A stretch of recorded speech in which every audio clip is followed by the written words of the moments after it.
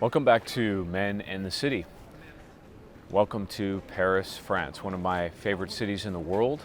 And right now I'm sitting in the Royal Gardens just across from the Louvre Museum, and not far, in fact, from where Mission Impossible Fallout filmed the famous scene between Tom Cruise and Rebecca Ferguson. So a very iconic part of France, and one that I strongly encourage you to visit if and when you can. In recent videos, we've talked about a range of subjects that seem to key on this idea of a transition, that we are leaving an age of prosperity and we're entering into an age of scarcity. It is based upon the idea that there is an ongoing dissolution of a system run by beta tyrants, weak men in positions of power who represent what I call the gerontocracy. And what is sustaining this revolt is largely a contingent of young men. And this is a subject that I delve more deeply into in the last video, so check that out if you haven't seen it. In any case, today, what I want to talk about is the trigger of the debt bomb, and explain in a little bit more detail why I am so convinced in particular that now is the time in which the forces or the circumstances of the game have changed to such a degree that the legacy financial system in particular, which is the centerpiece of the global economy and the political structure today, that system is in serious trouble.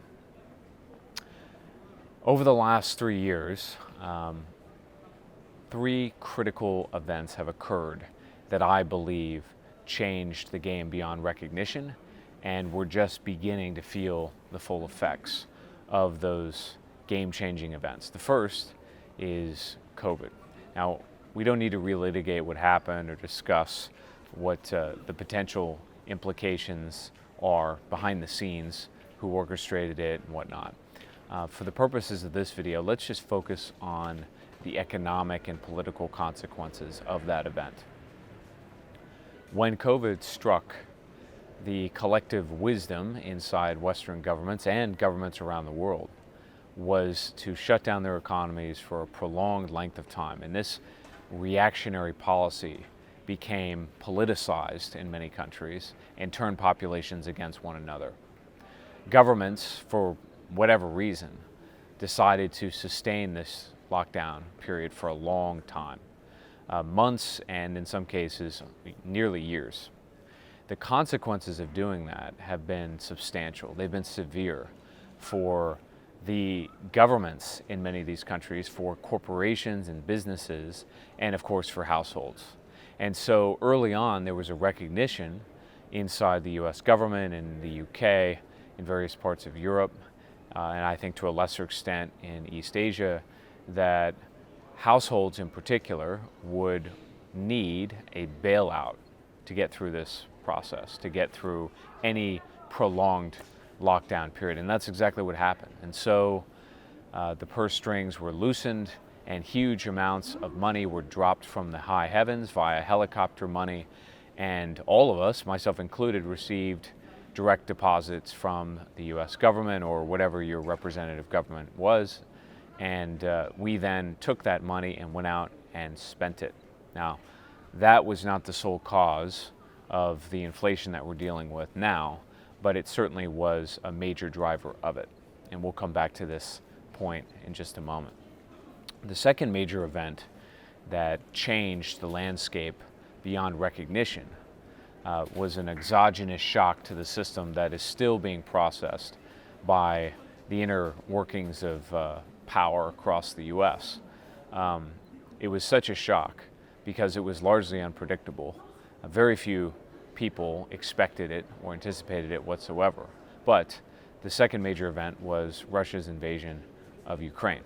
Now again, let's not get into the details of what caused it, what may have provoked the Russians, or whether or not it was unilateral action.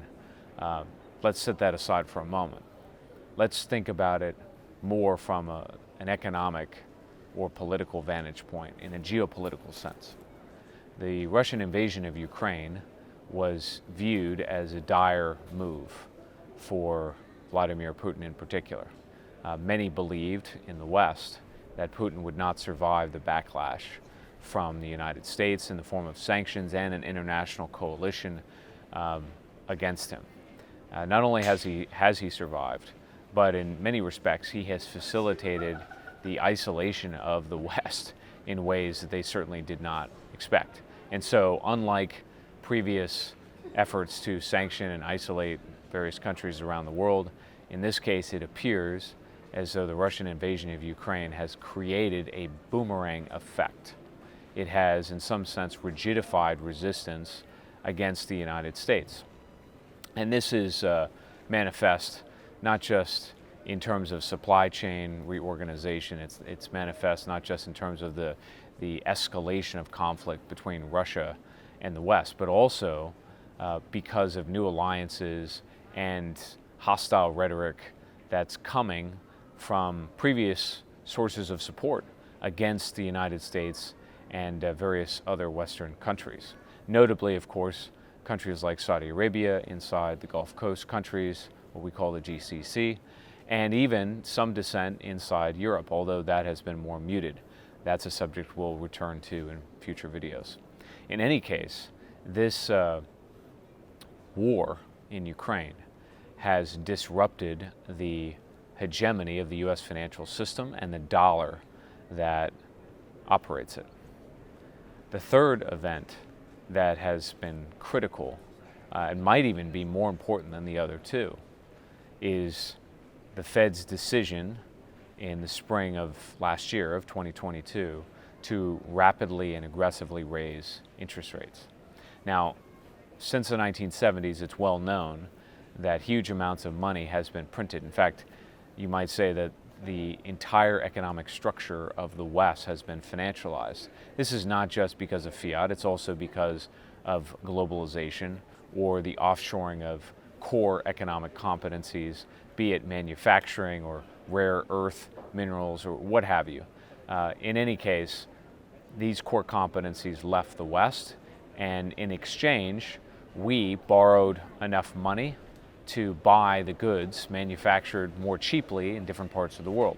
And this system worked in many ways to the betterment of a concentrated group of people who owned all the assets, and explains to a large extent, not entirely, but to a large extent, the tremendous economic inequality that we now experience and have experienced for at least 2 or 3 decades now. And obviously, it appears to be intensifying with time. Raising interest rates in a rapid fashion causes serious strain on this system, because in order to sustain a fiat money system, you have to pump huge amounts of fiat into the system. And you have to do this on a recurring basis. The reason you have to do this is to service the debt that is already on the books. Well, when you raise interest rates, the cost of capital skyrockets. The cost of capital becomes exorbitant, and it chokes off any artificial or residual growth that comes from an abundance of capital. Why did the Fed do this? Well, as mentioned earlier when we discussed COVID, they were facing inflationary pressure. Now, we will delve more into that in future videos, but it is worth noting that the inflationary pressure that the Fed is dealing with, and other central banks around the world, was largely the product of government spending. Government spending, I should note, that is not going to stop, at least not in the short term. So, the combination of all of these three events have disrupted supply chains. They have caused prime ministers to lose power. In the case of countries like the United Kingdom, the Netherlands, the government that presides there recently fell. The leader of the Netherlands resigned, and I expect many further disruptions to come because of this. Supply chains have been disrupted. The financial system has been disrupted. We've already had banking crises in the United States and in Europe. Most of you heard about Silicon Valley Bank and then First Republic Bank and other smaller, albeit regional banks that are having issues. But in the United States, I expect that contagion to spread, because the bigger banks face the same predicament as the smaller banks. Namely, they're holding lots of assets that are depreciating as interest rates rise. Credit Suisse is a casualty of the same, although Credit Suisse and a lot of these financial institutions have been the agents of their own destruction for some time. And it's not any surprise that Credit Suisse went down, but the timing does suggest that there are broader consequences to COVID and the Russian invasion of Ukraine and the rapid rise of interest rates as well. The point of all of this is to say that once you raise rates, you get a revaluation of assets. All of a sudden the cost of capital goes up. In many respects, the dollar strengthens, but businesses and even governments suffer tremendously because the debt burden becomes unsustainable. Well, for years, decades, the answer to this problem has been to print more money, and that is the expectation that many people, many very smart people have regarding the immediate future. Unfortunately, that solution is not going to work this time. And it's not going to work not just because of the inflationary pressure that to some degree puts a limit or a governor on their ability to print money. Not just because of inflation, but also because of some of these other disruptions, such as this Russian incursion into Ukraine and the subsequent rise of commodity prices and the reorganization of the international community in such a way that divests from the United States. But also because as interest rates rise, it depreciates the very asset that props up the entire system. And that, in this case, ladies and gentlemen, is the U.S. Treasury Bond. By raising rates rapidly, the central bank of the U.S. and other central banks around the world are depreciating the very collateral necessary to lubricate or grease the skids of the economic engines that they're supposed to manage. So it's a self-defeating policy. Now, many skeptics will tell you, well, we've already raised interest rates substantially. Nothing severe has broken. That is not correct at all. Some of you may remember there was an important event that happened in the United Kingdom in September of last year.